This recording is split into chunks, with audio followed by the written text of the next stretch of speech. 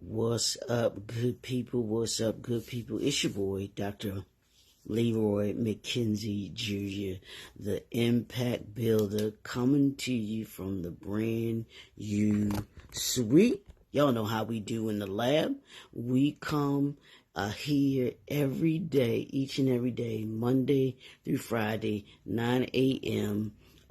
Eastern Standard Time, just hopefully giving you some tools, some tips, and some strategies that you can use as an entrepreneur, as a leader, in order to be able to be successful and to be able to unleash. That's what we're talking about this year.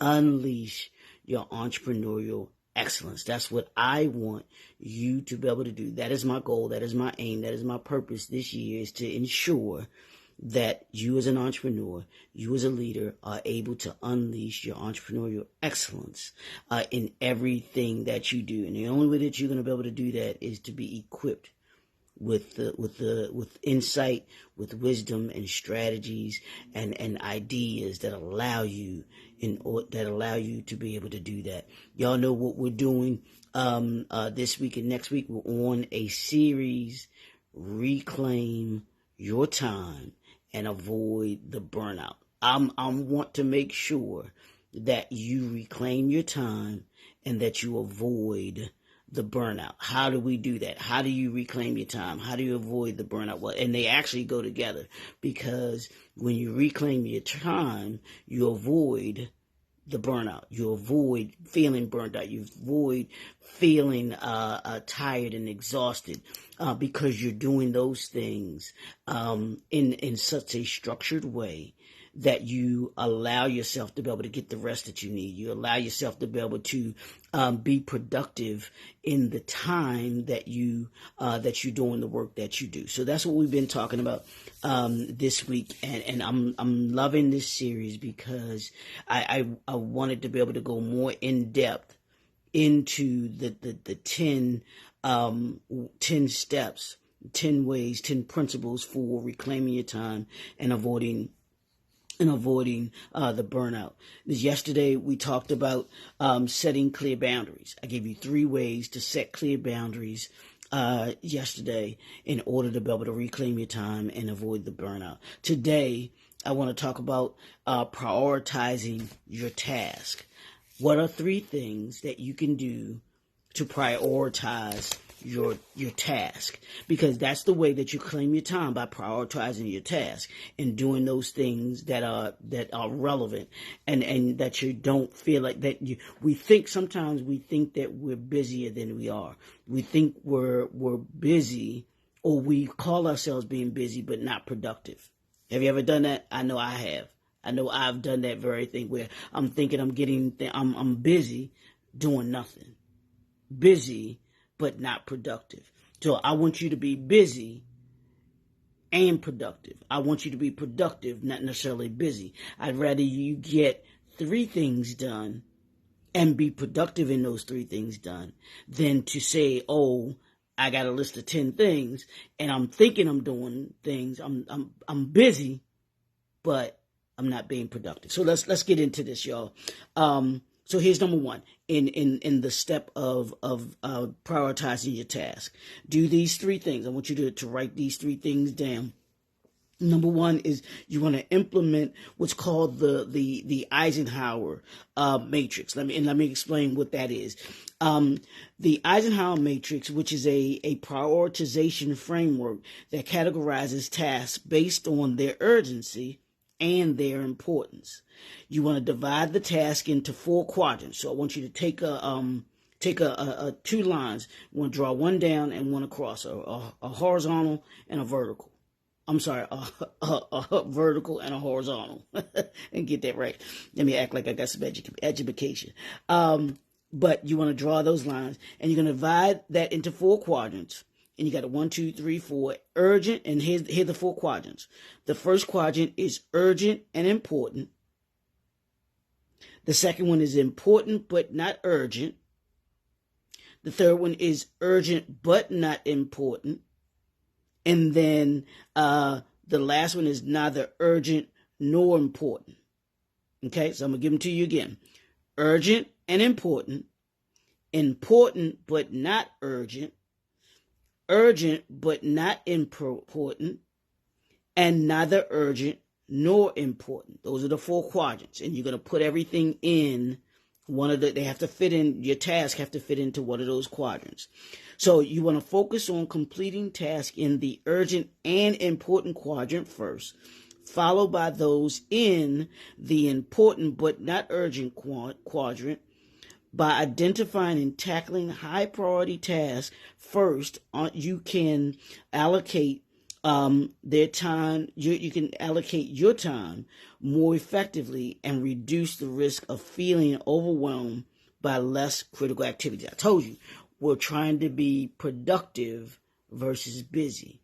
And when you prioritize your task in these 4 quadrants and you understand what needs to get done, and the urgency of what needs to be done, or the non-urgency of things that need to get done, it allows you to be able to be productive. My pastor told me years ago the way that, because I remember meeting with him and talking with him and asking him how he juggled and handled all of the many things that he was doing. And he said it was a matter of priorities. He said the night before, he takes the 3 most urgent things that need to get done the next day. And those 3 things get done before anything else gets done. And it helped him to be able to prioritize, like we just said, the urgent and important. That's urgent and important. Your first 3 things that you do every single day should be the most urgent and the most important things that you do.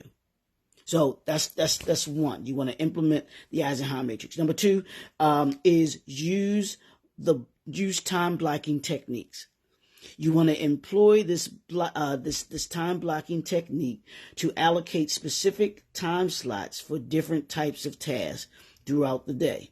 You want to schedule dedicated blocks of time for focused work, meetings, email, correspondence, breaks, personal activities. By structuring your day in advance and adhering to a determined schedule, you can optimize productivity, minimize distractions, and ensure that the important tasks receive the attention they deserve. Time blocking also provides a visual representation of how you intend to spend your time, making it easier to identify potential areas of improvement and adjust your schedule accordingly. I told you, we're about being productive. That's how you reclaim your time. That's how you avoid the burnout. Using time blocking. There's a specific time that you want to respond to your emails. There's a specific time that you use to make your phone calls. There's a specific time for the things that you do. And I wish I had it right here. I could grab it. But I have I have what's called my daily planner. This one isn't it, but it's close to it. What I'm talking about. There's a book that my mastermind that I'm a part of that we're reading called the 12-week year. And one of the things that I printed out, they have a planner. I have another one that one of my clients created. It's called my lifestyle planner. And it has everything, my daily time schedule from 5 a.m. to 11 p.m. I have my day written out on what I'm supposed to be doing. The week, I have my week planned out. I have my days planned out. And I have like the devotions I have, the food I eat, how much water I'm drinking. All of those things are part of my planner. But each and every day, I'm mapping out those things. See, he has it in here too. You want to make sure that you have a plan of action for you. Block out those times. If it's 30 minutes for this, 30 minutes for that, do 30-minute increments. I think my mentor, Dr. Will Moreland, does it. He talks about it all the time. He has 30-minute increments for some of the things that he does. So if you got to frame yourself, if you're going to reclaim your time, you got to be productive in the time that you use. We all, we all have 24 hours in a day. Nobody has any more, nobody has any less. But what's different, what makes each and every one of us different, is how we use that time. How are you using your time? How are you going to reclaim your time? Part of you reclaiming your time is implementing the Eisenhower mix and the time blocking, using time blocking technique. And here's the third one, the last one, y'all. It's delegate non-essential tasks. I know you're an entrepreneur. You think that if you don't do it, it ain't going to get done, or it's not going to get done the right way. And we have everything that we want to hold close to our chest, especially when it comes to our businesses.